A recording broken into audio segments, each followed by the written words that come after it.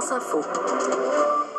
Allez, vous l'avez forcément remarqué en allant faire vos courses, ce que vous trouvez dans les étalages, ce que vous trouvez dans les rayons, c'est un peu comme à l'armée, hein, c'est tout le monde en rang et je vais voir qu'une tête, tout est normé, tout est calibré, les longueurs de tranche, les calibrages et jusqu'à la taille des ronds des céréales. Et on va y venir, je vais vous expliquer pourquoi. Bref, tout ce qui ne rentre pas dans le rang, direction la poubelle. Vous imaginez bien ce gâchis. Bonjour Hélène Lamtrong. Bonjour. Et vous avez rencontré, vous Hélène, deux entrepreneurs qui trouvent ça, un peu comme nous tous, finalement totalement absurde et qui ont décidé de commercialiser ces rebuts. Alors rien n'est anodin dans tout ce que vous allez nous raconter, parce que l'idée de ces deux entrepreneurs pourrait bien à la fois révolutionner le marché et aussi nos habitudes de consommation en fait.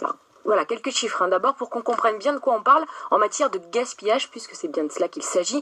Dans le monde, un tiers de ce qui est produit pour l'alimentation humaine n'atterrit pas dans un estomac. Et en France, avec 17 millions de tonnes d'aliments perdus ou jetés chaque année, on ne fait pas mieux qu'ailleurs. Mais, vous l'avez dit, c'est peut-être en train de changer. On assiste depuis plusieurs mois à une série d'initiatives anti-gaspi dans la grande distribution. Il y a aussi ce petit autocollant rouge qui représente une pomme édentée. Vous l'avez peut-être remarqué dans votre hypermarché ou dans votre petite épicerie. Ce sticker, c'est celui des gueules cassées et il signale, toutes enseignes confondues, des fruits et des légumes déclassés pour cause esthétique et vendus du coup 30% moins cher. Et alors du coup Hélène, c'est le même collectif de ces gueules cassées qui envisage de lancer une marque, une vraie marque à part entière, qui s'appellera Moche mais bon, avec tout ce qui est moche mais toujours bon. Voilà, le cofondateur des gueules cassées s'appelle Nicolas Chabanne, il est avignonnais et il est encore tout ébloui du succès de son initiative qui a fait parler d'elle jusqu'aux États-Unis, jusqu'au Japon ou encore au Brésil et qui a donné des idées à certains professionnels qui l'ont sollicité directement. Nous, on était vraiment dans le fruits et légumes, sans idée d'aller ailleurs. Et puis, les confiseurs, les charcutiers, les bouchers, les boulangers nous ont appelés en disant « Mais nous, on a nos gueules cassées, on a ces produits qu'on a tendance à enlever parce qu'ils sont pas conformes à ceux traditionnels qu'on vend. » Et puis les industriels. Et tout le monde nous a dit « C'est universel, il y a un océan de produits jetés chaque année, mais il n'y a pas de marque. » Bon alors, dans ce cas-là, pourquoi ne pas en lancer une, s'est dit Nicolas Chabanne. Il tente donc l'expérience dès demain en lançant une opération de financement participatif. Pour commencer, il y aura deux types de produits, des camemberts au lait cru d'abord, des fromages au rebord un petit peu irréguliers ou à la couleur pas assez uniforme, et puis des céréales, des pétales au chocolat, comme celles que vous avez devant vous. Vous nous en avez amené. Elles sont rondes en fait, et c'est vrai que le rond n'est pas excessivement rond. Voilà, il y a des boules au miel aussi, hein. Alors à l'œil nu, elles n'ont rien de différent. Au goût non plus. Elles sont très bonnes, mais elles ont quelques millimètres de trop ou de moins, ce qui fait qu'elles n'étaient pas dans la norme. Ça va à la poubelle. C'est jeté. Effectivement, on va voir qu'elles sont pas parfaitement rondes, mais elles sont pas non plus carrées. Hein.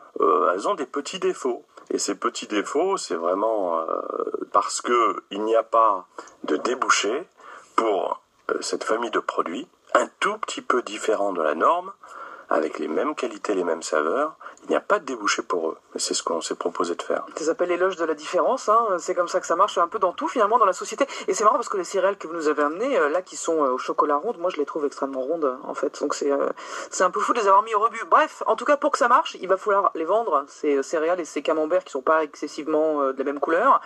L'idée donc est dans l'air du temps. Est-ce que, Hélène, cependant, l'anti-gaspi peut vraiment devenir un vrai argument marketing? Ça veut dire en gros, est-ce que les industriels et les hypermarchés vont jouer le jeu? Alors la question, je l'ai posée à ECR, c'est une association qui regroupe des industriels et des distributeurs justement. Leur objectif, on l'imagine, c'est de faire des affaires ensemble et de les faire le mieux possible. Comment pas croquer des céréales, pardon. Et une marque spécifique, voilà, pour commercialiser les rebuts. Visiblement, ça marche auprès de Fabienne Synthèse, mais est-ce que ça peut marcher auprès de tout le monde? Eh bien oui, ça va marcher, estime Xavier Hua, le délégué général d'ECR. Par contre, l'industrie alimentaire, il va quand même falloir qu'elle fasse des efforts pour s'adapter. Il y a un avenir pour ce type de marque-là, tout simplement parce que c'est un sujet dont ils se sont tous emparés. Et ils travaillent tous aujourd'hui pour essayer de minimiser le gaspillage. C'est une question de bon sens aussi, c'est une question de responsabilité simple, quoi. Mais il va quand même falloir trouver certains ajustements. Dans le sens où les distributeurs nous disent oui, mais ça va rentrer directement en concurrence avec le même produit qui est dans la norme qui existe aujourd'hui. Ça ne rentre pas dans les cases qui existent aujourd'hui, donc il faut faire évoluer les cases. Et c'est ça qui est peut-être un peu plus compliqué. Alors, ce léger scepticisme, on le retrouve aussi du côté de l'ADEME, l'agence gouvernementale qui œuvre notamment contre le gaspillage. Antoine Vernier, qui est chargé de mission sur ces questions, rappelle que l'Union européenne a assoupli les règles de calibrage dès 2009, mais en fait, cela n'a rien changé dans le comportement du consommateur ni dans celui du distributeur. Et le joli succès des fruits et légumes moches ne veut pas forcément dire que la fin du gaspillage, c'est déjà pour demain. Le produit, pour l'instant, il est vendu souvent à moins 30% avec une communication, vous faites du bien pour la planète, etc. Lorsqu'il sera au même tarif, on pourra dire que le consommateur est prêt, à consommer ces produits de la même manière. Il y a quand même un autre problème qui se pose, c'est pour les producteurs. C'est-à-dire que les producteurs sont aujourd'hui organisés pour vendre des produits calibrés. Quand je suis producteur de pommes, je vends 80% à l'export. Voilà, ces normes continuent d'avoir une valeur, quoi. Et donc, si je dis que le produit de troisième catégorie, finalement, il est un peu pareil que le deuxième catégorie, on modifie complètement le marché. Voilà, une révolution du marché qui porte toutefois en elle la clé du succès, même si elle n'est pas garantie, mais moins de dépenses pour le consommateur et à la fois plus de profit pour les fabricants et dans une moindre mesure du profit aussi pour les distributeurs. Quelque part, tout le monde serait content. Voilà, la revanche du produit moche, ou pas d'ailleurs, signé Hélène Lamtrong. Merci beaucoup.